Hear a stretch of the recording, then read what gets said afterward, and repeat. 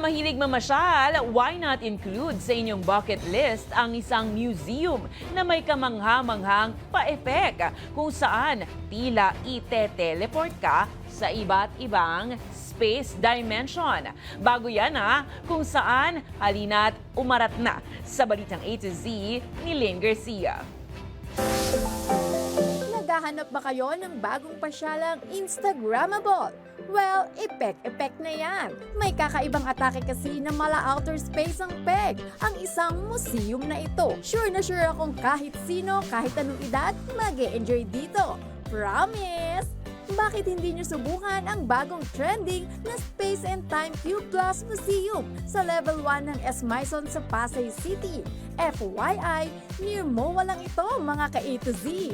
Space and Time Cube is an immersive art museum with 20 attractions and games, so it's perfect for the family or kahit group of friends or kahit date venue, pwede rin siya. So it's really perfect for all occasions po. Iba't ibang attraction ang makikita sa interactive museum na ito.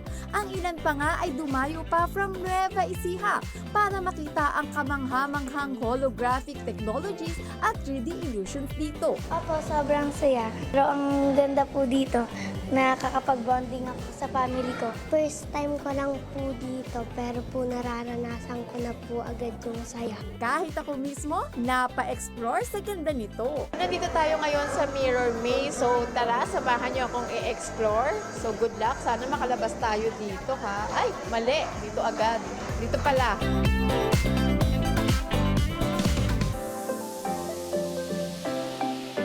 Ayan, nakalabas tayo.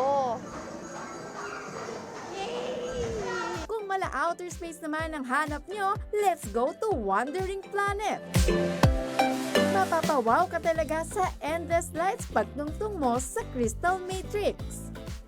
At mag-time travel sa space-time and tunnel. Feels like in the other world nga dahil sa kakaibang adventure at experience ang naghihintay sa inyo.